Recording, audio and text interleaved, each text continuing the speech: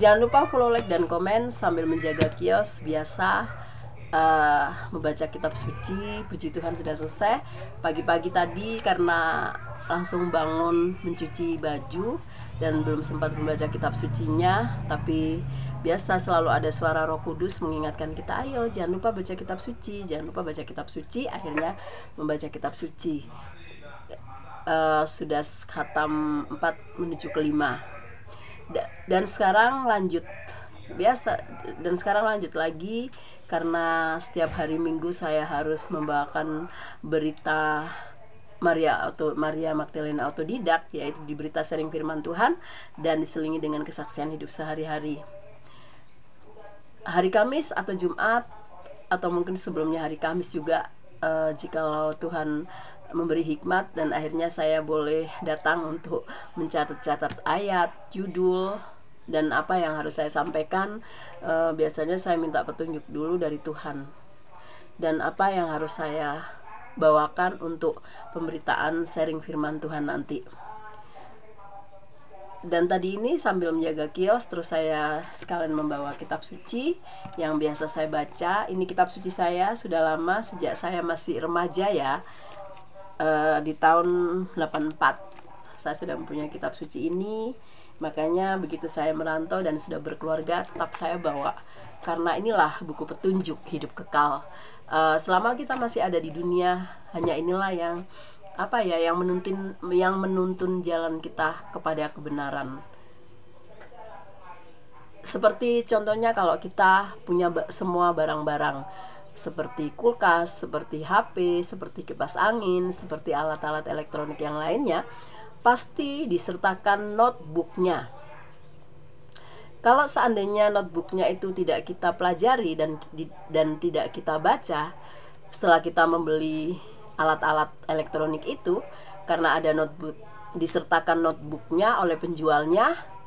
Notebook itu tentang petunjuk-petunjuk bagaimana cara penggunaan barang-barang elektronik itu.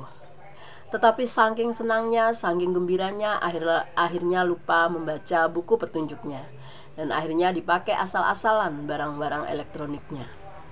Nah, dan akhirnya tiba-tiba barang itu menjadi rusak. Nah, kalau sudah rusak, siapa yang mau dipersalahkan? Tidak mungkin penjualnya kan mau disalahkan. Yang salah ya orang yang si pembelinya sendiri, karena sudah dicantumkan notebooknya dan sudah dikasih tahu oleh penjualnya, tetapi tidak ditaati dan tidak membaca yang buku petunjuk itu. Nah, begitupun kita dengan dan begitu kita manusia. Kita manusia diciptakan oleh Sang Pemberi kehidupan, tetapi Sang Pemberi kehidupan itu juga tidak menciptakan kita asal-asalan. Kita juga diberi buku petunjuk. Kita juga diberi buku petunjuk. Apa itu buku petunjuk dari Sang Pemberi kehidupan itu? Yaitu tadi Alkitab yang tertulis. Alkitab yang tertulis, firman Allah yang sudah dibukukan, yang sudah dituliskan, dan firman ini hidup. Walaupun ini tulisan, dia hidup karena ditulis oleh tangan manusia, diilhami oleh pikiran Allah. Nah, itulah kitab suci kita. Nah, inilah buku petunjuknya manusia. Alkitab, Bible, Injil. Nah, kalau kita diberi kitab suci setelah kita diciptakan dan setelah kita hidup di dalam dunia ini, tetapi kita tidak mau mempelajari, kita tidak mau membaca, kita tidak mau menyelidiki. Akhirnya kalian jalan dalam dunia ini menjadi seperti zombie, seperti mayat hidup, dan tidak tahu tujuan arah kehidupan. Nah, makanya karena manusia itu adalah naturnya berdosa dan kita sudah diberikan buku petunjuk ini, tapi manusia itu tidak pernah membacanya, tidak pernah menyelidikinya, tidak pernah menyelidikinya, dan tidak pernah datang dekat sama Tuhan. Akhirnya jalan dalam dunia ini salah kaprah. Salah kaprah dalam arti tidak punya tujuan arah. Akhirnya hidupnya asal-asalan, akhirnya hidupnya sembarangan. Padahal sudah diberi buku petunjuk. Di sini ada segala nasihat-nasihat, ada segala perintah, ada segala peringatan.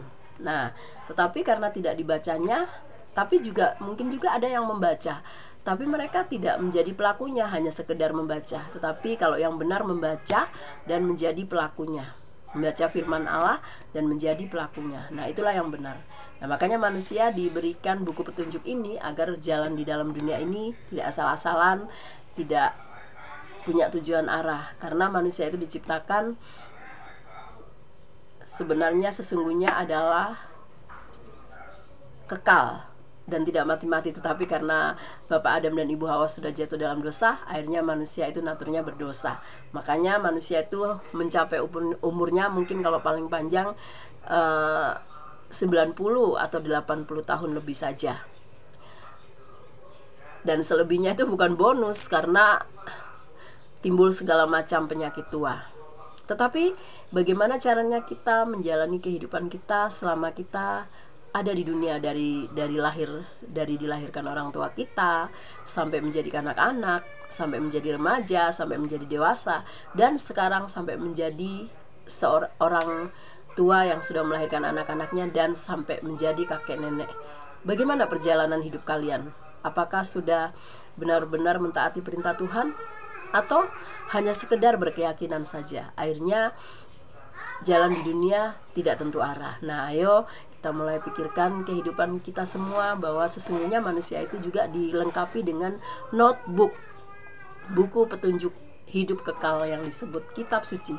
Nah, makanya harus kita baca, harus kita selidiki, harus kita pelajari, dan tentunya setelah kita baca, jangan hanya di mulut saja, tapi kita menjadi pelakunya, dan kembali lagi kita menyebarkan itu kepada teman-teman kita, sahabat kita, saudara-saudara seiman kita, sanak keluarga kita. Kita kabarkan dan kita wartakan tentang kebenaran Injil Tuhan. Tentunya ingat, kebenaran Injil Tuhan tidak dicakup hanya setengah kebenaran. Kalau hanya setengah kebenaran, itu namanya bukan Injil, tetapi hanya mau mencari yang enak-enaknya saja. Tetapi Alkitab dicakup keseluruhannya, yaitu kebenarannya itu harus dicakup keseluruhannya.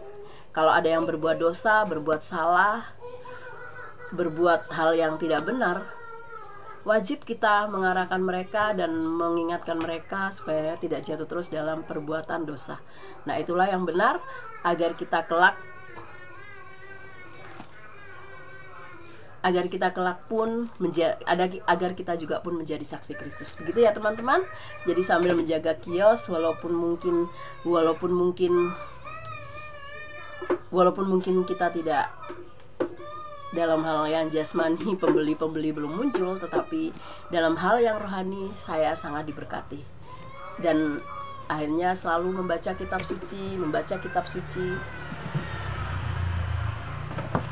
Dan setelah kepenuhan boleh saya akan berbagi kepada teman-teman saya, sahabat saya, sanak saudara saya, saudara-saudara seiman saya, dan bahkan mungkin yang berkeyakinan lain, tetapi intinya mengabarkan dengan sopan dan santun dan tidak sembarangan di jalan-jalan. Maksudnya sopan dan santun kalau entah kita lagi makan bakso, entah kita lagi di keramaian, kita mewartakannya itu bukan asal-asalan, tapi kita sharing, kita bercerita tentang bagaimana kehidupan, bagaimana tentang Allah yang hidup itu, Allah yang benar itu. Oke teman-temanku, begitu saja. Sambil menjaga kios, tidak lupa karena setiap hari Minggu saya harus membawakan sharing perikop firman Tuhan Yesus, dan diselingi dengan kesaksian hidup sehari-hari. Saya harus mulai minta petunjuk sama Tuhan, duduk diam sambil menjaga kios. Saya memohon kepada Tuhan, Tuhan berilah petunjuk kepada anakmu ini agar Tuhan memberi hikmat, dan nanti apa yang harus saya bagikan di minggu besok nanti. Nah, itulah tugas saya ya teman-teman. Saya hanya bukan sekedar sebagai ibu rumah tangga, tetapi saya juga harus melayani Tuhan, menyenangkan hati Tuhan, karena padi semakin menguning, pekerjanya hanya sedikit. Nah, jadi kalau kalian mau diberi mahkota, berarti kalian harus bekerja, dan kalian akan diizinkan tinggal dalam kerajaan Tuhan. Oke, sahabat-sahabatku, begitu saja ya.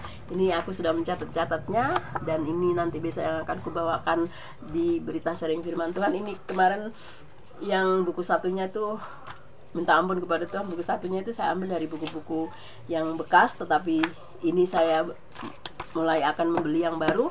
Kalau ini sudah saya catat habis, saya harus beli lagi yang baru.